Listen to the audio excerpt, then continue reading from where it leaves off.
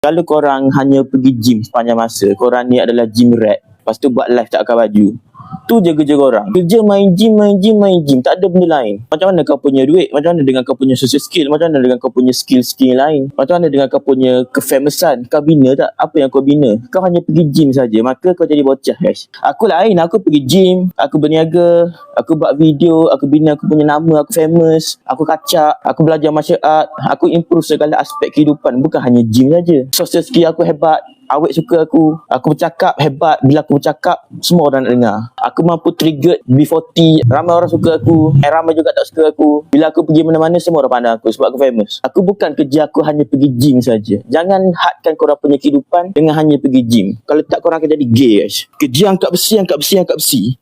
Tak ada benda lain.